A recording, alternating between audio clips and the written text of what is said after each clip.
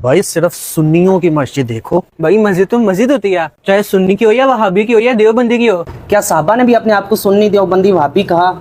हम सुन्नी हैं या मुसलमान हैं। सबसे पहले आप तमाम देखने और सुनने वालों को अस्सलाम वालेकुम। आज आप लोगों से रिक्वेस्ट है कि ये जो मैं वीडियो अभी आपको दिखाने लगा हूँ, इस वीडियो को कंप्लीट देखिएगा, क्योंकि इस वीडियो के अंदर बरेलवी वल जमात के चंद नौजवानों ने, जिसमें मौलवी भी शामिल हैं, नौजवान बच्चे बड़े सब शामिल हैं, उन्होंने एक वीडियो जनरेट की है। वीडियो का टॉपिक है कि हमारी मस्जिद हलाल, हमारा मसलक हलाल, और बाकी फिरकों को उन्होंने तकरीबन, अगर गौर से आप वीडियो देखेंगे तो गैर मुस्लिम में शुमार किया। तो सबसे पहले आप इस वीडियो को कंप्लीट देखें ताकि आपको हर चीज की समझ आ जाए, उसके बाद एंड पे इस पे गुफ्तगू करेंगे। ठीक है, मैं नमाज के बाद राब्ता करता हूँ आपसे। अरे भाई बात सुने, इधर आए साहब, बात सुने। भाई नमाज का टाइम हो गया है, पहले नमाज पढ़ लें, उसके बाद खेल लेना। हाँ यार, हमें पहले नमाज पढ़ लेनी चाहिए, बाद में खेलेंगे। मस्जिद में एसी लगा हुआ है? नहीं भाई, इस मस्जिद में एसी नहीं लगा हुआ। ऐसा करते हैं, यहाँ गरीब ही देवबंदी की मस्जिद है, हम वहाँ जाके नमाज पढ़ लेते हैं, वहाँ एसी भी लगा हुआ। भाई सिर्फ सुन्नियों की मस्जिद देखो, एसी है, पंखा है या नहीं है, इसको क्यों आप लोग देख रहे हैं? भाई मस्जिद तो मस्जिद होती है, चाहे सुन्नी की हो या वहाबी की हो या देवबंदी की हो। हमारा खुदा एक, हमारा रसूल एक, हमारा दीन एक। फिर किस चीज़ की तकसीम है? हाँ यार भाई सही कह रहे हैं, मस्जिद तो मस्जिद होती है। भाई अभी नमाज का टाइम कम रह गया, आप ऐसा करें, ये मस्जिद हमारे बिल्कुल करीब है ना, इधर हम नमाज पढ़ते हैं, फिर कारी साहब से बात करते हैं। आमीन बिजाह नबी अमीन सल्लल्लाहु अलैहि वसल्लम। अच्छा कारी साहब, आज फिर एक मसला खराब हो गया। हुआ कुछ यूँ है कि ये कैसे, चलिए आप बताएं, हमारा खुदा रसूल मजहब कुरान एक नहीं है, हम सुन्नी हैं या मुसलमान हैं। क्या साहबा ने भी अपने आप को सुन्नी देवबंदी वहाबी कहा? सुनन अबी दाऊद 4597 हदीस पाक के नबी अलैहि सल्लम फरमाते हैं कि मेरी उम्मत 73 पार्ट में तकसीम हो जाएगी। 72 जहन्नमी होंगे और एक जो होगा ना वो जमात है, वो जन्नती होगी। तिरमिज़ी 2165 ऊसीकुम बि अस्हाबी, मैं तुम्हें अपने सहाबा की वसीयत करता हूँ। सुम्मल लदीना यलूनहुम, फिर वो लोग जो उनसे मिले हुए हैं। सुम्मल लदीना यलूनहुम, फिर वो लोग जो उनसे मिले हुए हैं। फिर सरकार ने फरमाया कि फिर झूठ आम हो जाएगा। और फरमाया कि अलैकुम बिल जमात, तुम्हारे पर जमात की पैरवी लाजिम है। व इय्याकुम वल फुरका, फिरकों से बच के रहना। कुरान पाक की आयत है साथ भाई, वमन युशाक़िक़ि रसूला मिन बअदि मा तबय्यन लहुल हुदा व यत्तबि गैरा सबीलिल मुमिनीन, कि जो मुसलमानों से हटकर नया रास्ता तलाश करेगा, हिदायत आने के बावजूद जो अलग रास्ता इख्तियार करेगा, हम उसको उसी के रास्ते की तरफ पलटा देंगे और हम उसको जहन्नम में पहुंचाएंगे। और सात मसीरा, कितना बड़ा ठिकाना है, कितने बुरे लौटने की जगह है। कौन लोग कि जो जमात को छोड़कर फिरकों की तरफ जाएंगे। अब सवाल ये कायम होता है कि जमात कौन है, फिरके कौन है। तो सहाबा कराम अलैहिमुर्रिदवान अर्ज़ करते हैं, या रसूलल्लाह, जो जन्नती ग्रोह कौन सा होगा? आपने उसकी निशानियां साथ फरमाई कि मा अना अलैहि व अस्हाबी, जो मेरे और सहाबा के तरीके पे होगा। सुनन अबी दाऊद 4607 अलैकुम बिसुन्नती व बिसुन्नति खुलफाए राशिदीन अल महदियीन, तुम्हारे ऊपर मेरी सुन्नत और मेरे खुलफाए राशिदीन की सुन्नत लाजिम है। सहाबा ने पूछा, या रसूलल्लाह वो जमात कौन सी होगी? फ़क़बदा यदहू, नबी करीम सल्लल्लाहु अलैहि वसल्लम ने हाथों की मुट्ठी बनाई। वक़ाल जमाअतुन, और फरमाया कि एक जमात होगी। और फ़ौरन आपने पढ़ा, अल्लाह की रस्सी को मजबूती से थामे रखो, तफरके में ना पढ़ो। इट्स मीन कि जिस रस्सी को अल्लाह ने कुरान में फरमाया थामे रखना, वो जमात की सूरत में है। और आप बताएं जमात कहाँ पर है? मुसलमानों की अक्सरियत फिरकों की तरफ है या एक अहले सुन्नत व जमात की तरफ है? तो पता चला कि हम रसूलुल्लाह के और सहाबा की सुन्नत वाले अहले सुन्नत हैं। और बिहब्लिल्लाह से मुराद नबी अलैहि ने वो जमात की तरफ इशारा करके फरमाया, हम वही जमात हैं, अहले सुन्नत व जमात।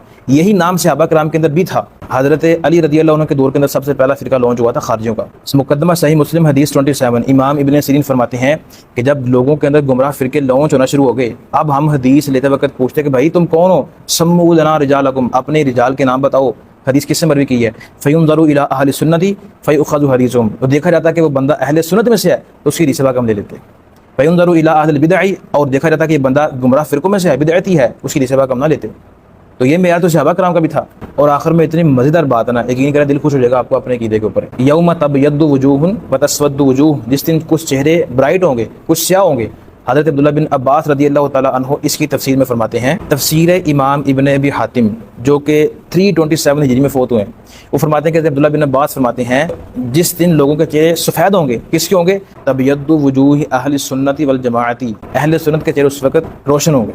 तो बताएं फिर स्याह किसके होंगे? 72 फ़िरकों के। और अब्दुल्लाह बिन अब्बास कौन है? मुफस्सिर कुरान, सुल्तानुल मुफस्सिरीन। नबी अलैहि की ये दुआ है, इनको सरकार ने फरमाया कि अल्लाह इनको कुरान पाक का इल्म सिखा।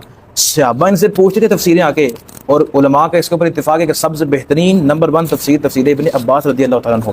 तो पता चला कि हम अहले सुन्नत व जमात हैं सहाबा कराम अलैहिमुर्रिदवान के बताने से। तिरमिज़ी 2166 यदुल्लाहि अलल जमाअती, अल्लाह का जो हाथ है मुराद उसका करम, उसकी नज़र रहमत, उसकी मदद, अदल जमात, वो जमात के ऊपर है, फिरकों के ऊपर नहीं है।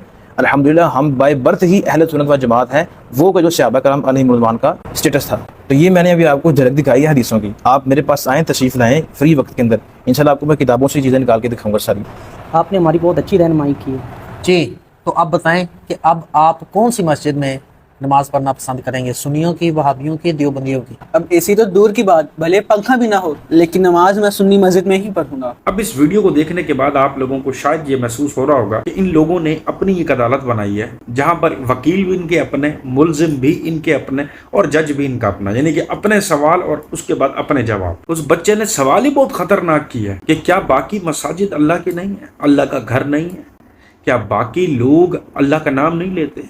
کیا باقی لوگ کلمہ گو مسلمان نہیں ہیں؟ کیا باقی لوگ نبی علیہ السلام کے علاوہ کسی اور کو مانتے ہیں، کسی اور نبی کا کلمہ پڑھتے ہیں؟ ہونا تو یہ چاہیے تھا، ایک یہودیوں کی کوئی عبادت گاہ ہے، ایک ہندوؤں کی عبادت گاہ ہے اور ایک مسلمانوں کی مسجد ہے، پھر وہ چاہے بریلویت کی ہوتی، وہابیوں کی ہوتی، دیوبندیوں کی ہوتی یا وٹ ایور اہل تشیعوں کی ہوتی، اور کسی ایک مسلمان کو نماز ادا کرنی ہوتی۔ تو سوال یہ بنتا تھا کہ کیا وہ چرچ میں جائے گا، مندر میں جائے گا، یا کسی یہودیوں کی عبادت گاہ میں جائے گا، یا پھر وہ مسجد میں جائے گا، پھر وہ چاہے جس فرقے کی مرضی مسجد ہے۔